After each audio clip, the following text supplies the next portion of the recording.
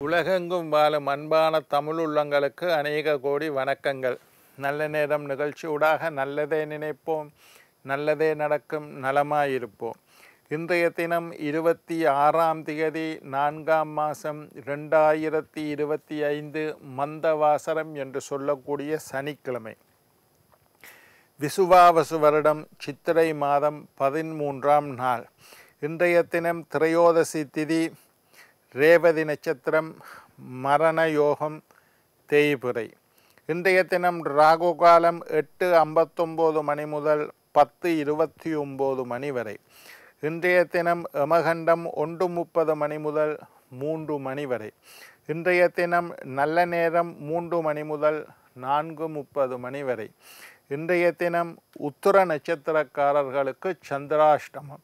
என்ன நேர்களே, வாருங்கள் இனி இன்றைய தினத்திற்குண்டான ராசி பலன்களை பார்க்கலாம். மேஷம் வரவு, ரிஷபம் கவலை, மிதுனம் பயம், கடகம் நட்பு, சிம்மம் களிப்பு, கன்னி தாமதம், துலாம் சுகம், விருச்சிகம் மகிழ்ச்சி, தனுசு சிக்கல், மகரம் லாபம், கும்பம் நன்மை, மீனம் சோதனை. ஆன்மீக தகவல் பகுதியில் தொடர்ந்து உங்களை சந்தித்து வருவதில் மட்டற்ற மகிழ்ச்சி அடைகின்றேன். ஒவ்வொரு நாளும் ஒவ்வொரு புதிய அற்புதமான ஆன்மீக தகவல்களை உங்களோட பகிர்ந்து கொண்டு இருக்கிறோம். அந்த வகையில் இன்றைய தினம் ராசி பலன் அதை பற்றி பார்த்து கொண்டு இருக்கிறோம். பிறந்திருக்கக்கூடிய விசுவாவசு தமிழ் சித்திரை புத்தாண்டு மேஷம் முதல் மீனம் வரையுள்ள 12 ராசியினருக்கும் எப்படி இருக்கின்றது என்பதை ஒரு நாளைக்கு ஒரு ராசி வீதமாக பார்த்து கொண்டு இருக்கிறோம். இன்றைக்கு இறுதி கடைசி ராசி மீன ராசி. மேஷம் முதல் மீனம் வரை இன்றைக்கு தான் கடைசி ராசி மீன ராசி. மீன ராசிக்காரர்கள் ராசி பலன் நிகழ்ச்சியில் காத்திருக்க வேணும். கடைசியாக தான் உங்களோட ராசி வரும். உங்களுக்கு முதல் வேணுமென்று தலைகளை சொல்ல முடியாது, மேசத்தில் இருந்து தான் சொல்லலாம். மீன ராசி அன்பர்களே, நிறைய பேர் அவசரப்பட்டு கொமெண்டில் கேட்டிருக்கீங்க, ஐயா மீன ராசிக்கு சொல்லுங்க. மீன ராசி கடைசியாக தான் வரும். மீன ராசி அன்பர்களே, மீன ராசிக்காரர்களுக்கு இந்த விசுவாவசு தமிழ் சித்திரை புத்தாண்டு எப்படி இருக்குது என்றதை பார்க்க போகிறோம். மீன ராசிக்காரருக்கு கொஞ்சம் காலம் சாதகமாக இல்லை. எல்லா கிரகங்களும் கொஞ்சம் பிரச்சனையாகத்தான் இருக்குது. முதலாவது ஜென்ம சனி, 7.5 சனி என்பது 3 பாகங்களாக பிரிக்கப்பட்டு இருக்கு. முதல் 2.5 வருடம், இரண்டாவது 2.5 வருடம், மூன்றாவது 2.5 வருடம். அப்போ 2.5 வருஷமும் 2.5 வருஷமும் 5 வருஷம், 5 வருஷமும் 2.5 வருஷமும் 7.5 வருடங்கள். 7.5 சனி, அதனால தான் 7.5 சனி, 7.5 வருடங்கள் நடக்கும். இப்போ மீன ராசிக்காரர்களை பொறுத்தவரையில் முதல் 2.5 வருஷம் முடிஞ்சுது, ரெண்டாவது 2.5 வருஷம் நடக்குது. உங்களுடைய ராசியில் சனீஸ்வரன் வந்து அமர்ந்துள்ளார். அதைத்தான் நாங்கள் ஜென்ம சனின்னு சொல்கிறது. சரி, இந்த 7.5 வருஷமும் கஷ்டமானு கேட்டால், இந்த 7.5 வருஷத்தில் இந்த ஜென்மச்சனி ரெண்டாவது 2.5 வருஷம்தான் கொஞ்சம் கூடாமல் இருக்கும். சனீஸ்வரனுடைய பாதிப்பு அதிகமாக இருக்கும். முதல் 2.5 வருஷம் ஒரு வகையான பாதிப்பு, கடைசி 2.5 வருஷம் ஒரு வகையான பாதிப்பு. இந்த நடுவில் உள்ள 2.5 வருஷம்தான் கொஞ்சம் கூடாது. மீன ராசிக்காரருக்கு அது நடக்குது. அதை ஆழமாக புரிந்து கொள்ளுங்கள். இந்த 7.5 சனியை வெல்வதற்கு என்ன விஷயம் என்றால், நீங்கள் பொறுமையாக இருங்கள், விட்டு கொடுத்து நடங்கள், கோபப்படாதீர்கள், பிடிவாதம் பிடிக்காதீர்கள், வீண் வம்பு வழக்குக்கு போகாதீர்கள், விதண்டாவாதம் செய்யாதீர்கள், பொறுமையாக சகிப்புத்தன்மையோடு இருக்க பழகுங்கள். இதெல்லாம் செஞ்சீங்களா இருந்தால் ஜென்மச்சனி 2.5 வருடத்தை சுலபமாக கடந்து விடுவீர்கள். ஆனால் குரு 4ல் இருக்க, அது ஓரளவு நன்மையை தரும். தொழில் துறையில் சில ஏற்றங்கள் வாரத்துக்கு 7.5 சனிக்குள்ளேயும் சிலது நல்லது நடக்கும். அதையும் தெரிஞ்சு கொள்ளுங்க. சனி மட்டும் இல்லை ஒரு கிரகம், மீதி 8 கிரகம், மொத்தமாக 9 பேர் இருக்கிறோம். அதில் ஒருத்தர் கெட்டு போனாலும் மற்றவியல் நல்லா இருந்தால் ஒரு மாதிரி வாழ்க்கை போய்கொண்டு இருக்கும். உணவு விடயத்தில் அதிக அக்கறை செலுத்துங்கள். சாப்பாட்டு விஷயத்தில் கவனமாக இருங்கோ. என்னத்தை சாப்பிடுறீங்க, எப்போ சாப்பிடுறீங்க, இது 2 விஷயமும் முக்கியம். என்ன உணவு எடுத்துக்கொள்கின்றீர்கள், எப்போது. நேரம் தவறி உணவு எடுப்பதால் ஜென்மச்சனியில் பலவிதமான துன்பங்கள். நேரத்துக்கு ராத்திரி 7 மணிக்கெல்லாம் சாப்பாடை முடிச்சிடணும். 10 மணிக்கு சாப்பிட்றது தவறான பழக்கம். சாப்பிட்டோன்னு படுக்கிறது தவறான பழக்கம். நேரத்துக்கு சாப்பிட்டு நேரத்துக்கு தூங்குங்க, வெள்ளன்னு எழும்பிடுங்க. உணவு விடயத்தில் கவனமாக இருக்கணும். மீன ராசிக்காரர்கள் 12 ராசிக்காரருக்கு நான் சொல்லியிருக்கிறேன். ஆனாலும் மீன ராசிக்காரர்கள் தயவு செய்து உடல் பயிற்சி செய்ய பழகுங்கள். அதுவும் 40 வயசை தாண்டிட்டீங்க, இளைஞர்களாக இருந்தால் பரவாயில்ல. 40 வயசை தாண்டிட்டீங்களா, எனக்கு 50 வயசு 60 வயசு என்று சொல்லக்கூடியவர்கள் எல்லாம் கண்டிப்பாக உடல் பயிற்சி செய்ய தொடங்குங்கள்.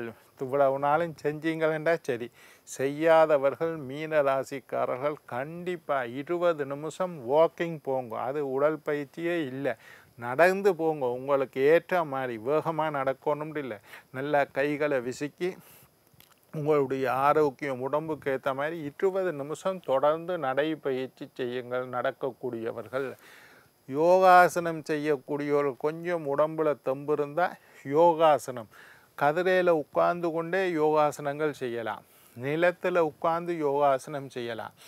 தலைகளை நிற்க சொல்லலை, உங்களால் முடிந்த சின்ன சின்ன ஆசனங்களை செய்து பழகுங்கள். மூச்சு பயிற்சி, இப்படி நல்லா மூக்கை பொத்திக்கொண்டு நல்லா மூச்சை இழுங்கோ, மூச்சை நிறுத்துங்கோ, மூச்சை விடுங்கோ. திரும்பி இந்த மூக்கால் மூச்சை இழுங்கோ, மூச்சை நிறுத்துங்கோ, மூச்சை விடுங்கோ. இது சுவாச பயிற்சி, நாடி சுத்தி என்று சொல்வார்கள். மூச்சு பயிற்சி கண்டிப்பாக செய்யுங்கள். கொஞ்சம் ஸ்ட்ரிச்சிங் எக்ஸசைஸ் கொஞ்சம் செஞ்சு கொள்ளுங்க. உடம்பை இழுக்கிற மாதிரி, நரம்புகள் இழுபடுற மாதிரி, கையை கொஞ்சம் மேலே தூக்குறது, கீழே தூக்குறது, அங்கால குனிறது, இஞ்சால குனிறது. அந்த உடல் பயிற்சி கூட கதிரையில் உட்கார்ந்து கொண்டு செய்ய. 60 வயசு ஆச்சு ஐயா, என்னால் குனிஞ்சா தலை சுற்றும். கதிரையில் உட்கார்ந்து கொண்டு சின்ன சின்ன கைகளை சுற்றுறது, காலை சுற்றுறது, இந்த மாதிரியான உடல் பயிற்சி. உடல் பயிற்சியில் அதிக அக்கறை செலுத்துங்கள். வண்டி வாகனத்தில் பிரயாணம் செய்கிறது வலு கவனமாக இருங்கோ. ஹெல்மெட் போடாமல் மோட்டார் சைக்கிள் ஓட்டாதீங்கோ, ஃபோன் பேசிக்கொண்டு கார் ஓட்டாதீங்கோ, சீட் பெல்ட் போடாமல் போகாதீங்கோ, அதிக வேகமாக பிரயாணம் செய்யாதீங்கோ, ரோட்டில் ரேஸ் ஓடாதீங்கோ, போட்டி போட்டு ஓடாங்க. வீதி விதிகளை மீறாதீர்கள். அநேகமாக போலீஸில் அம்பிட்டு தண்டப்பணம் செலுத்த வேண்டிய சூழ்நிலை உருவாகலாம், அதில் கவனமாக இருங்கோ. மனசில் கொஞ்சம் அமைதி, நிம்மதி, மகிழ்ச்சி, அதுக்குத்தான் தியானம் இருக்க சொல்கிறது. காலையில் எழும்பி ஒரு 10 நிமிஷம் தியானம், 1 மணித்தியாலம், 24 மணித்தியாலத்தில் 1 மணித்தியாலத்தை ஒதுக்கி கொள்ளுங்கள். என்னத்துக்கு? உடல் பயிற்சி செய்ய, மூச்சு பயிற்சி செய்ய, வாக்கிங் செய்ய, தியானம் ஒரு 10 நிமிஷம், யோகாசனங்கள் செய்ய. இதுக்கெல்லாம் 1 மணித்தியாலத்தை ஒதுக்கி கொஞ்சம் மினக்கடுங்க. மீன ராசிக்காரர்கள் இதை கட்டாயம் செய்யணும். 50 வயசு தாண்டிட்டிங்களா, இதெல்லாம் செய்யுங்க. மனசில் அமைதி. 50 வயசு மட்டும் பரபரான்னு பறந்து உழைச்சிட்டிங்க. இப்போ கொஞ்சம் அமைதியை, நிம்மதியை, மகிழ்ச்சியை, சந்தோஷத்தை தேடிக்கொள்ளுங்கள். பிள்ளைகளோட விளையாடுங்கோ, பேர பிள்ளைகளோட கொஞ்சம் நேரத்தை செலவழியுங்கோ. நல்ல மனசுக்கு அமைதி தரக்கூடிய புஸ்தகங்களை படியுங்கள். படிக்கிறது குறைஞ்சு போடு, புஸ்தகங்களை படியுங்கோ. அருமையான பாடல்களை கேளுங்கள். மனசில் கொஞ்சம் நிம்மதி கட்டுப்போகும், நிம்மதியாக இருக்கும். தேவையில்லாத டென்ஷன்கள் எல்லாம் வரும். ஜென்மச்சனி வந்தாலே நீங்கள் அமைதியாக இருக்கணும்னு நினைச்சாலும் தேவையில்லாத டென்ஷன், எதை மறக்கணும்னு நினைக்கிறீங்களோ அதை மறக்க முடியாமல் அவதிப்படுவீர்கள். எதை நினைக்கக்கூடாதுன்று நினைக்கிறீர்களோ அந்த நினைப்பு எல்லாம் வரும். பழைய கடன்கள் கொஞ்சம் அடைப்பீங்கள், ஆனால் புது கடன்கள் கொஞ்சம் வாங்கி கொள்வீங்கள். ஆரோக்கியத்தில் அதிக அக்கறை செலுத்துங்கள். அதிகமாக பிரயாணம் செய்ய வேண்டிய சூழ்நிலை உருவாகும். அலைச்சல், பிரயாணம், செலவு, நஷ்டங்கள் ஏற்பட வாய்ப்படையும். அலைச்சல்னா என்ன? ஒரு விஷயத்துக்காக ஒரு கொஞ்சம் தூரம் போறீங்க, ஆனால் அந்த விஷயம் செய்ய முடியலை, அது அலைச்சலாக முடிந்து விட்டது. தேவையில்லாத பிரயாணங்கள், தூரதேச பிரயாணங்கள், தவிர்க்க முடியாத யாரோ இறந்துட்டார், கட்டாயம் போகணும். யாருக்கோ கல்யாண வீடு, என்ன செய்கிறது, எங்கட கல்யாண வீட்டுக்கு வந்துட்டார், நாங்கள் அவங்களுக்கு இந்த மாதிரியான விஷயங்கள் வரத்துக்கு அதிக பயணம் செய்ய வேண்டிய சூழ்நிலை உருவாகும். ஒரு முறை மருத்துவ பரிசோதனை செய்து கொள்ளுங்கள். 50 வயசாச்சா ஃபுல் பாடி செக்கப், முழு உடல் பரிசோதனை ஒரு முறை செய்து கொள்ளுங்கள். தேவைப்பட்ட மருத்துவ பரிசோதனைகளை செஞ்சு கொள்ளுங்கோ.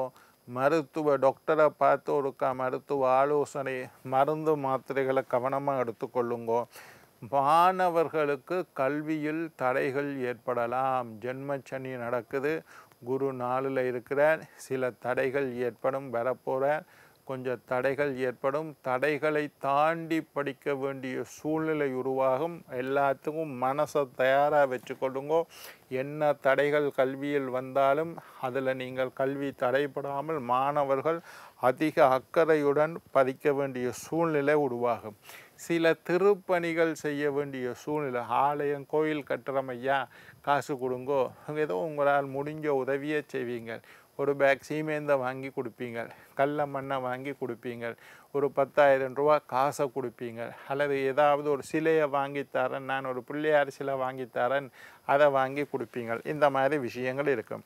அம்மாவின் உடல்நிலையில் அதிக அக்கறை செலுத்துங்கள். பழக்க வழக்கங்கள் விஷயத்தில் கவனமாக இருங்கோ. தேவையற்ற வாக்குவாதங்களை தவிர்த்து விடுங்கள். பொறுமையாக சகிப்புத்தன்மையோடு இருந்தீர்களாக இருந்தால் மீன ராசிக்காரர்கள் மேலும் பல நன்மைகளை அனுபவிப்பீர்கள். நாளை மற்றுமொரு விஷயத்துடன் உங்களை சந்திக்கும் வரை உங்களிடம் விடைபெறுவது உங்கள் ஜோதிட சித்தர் டாக்டர் ராஜராஜ குருக்கள்.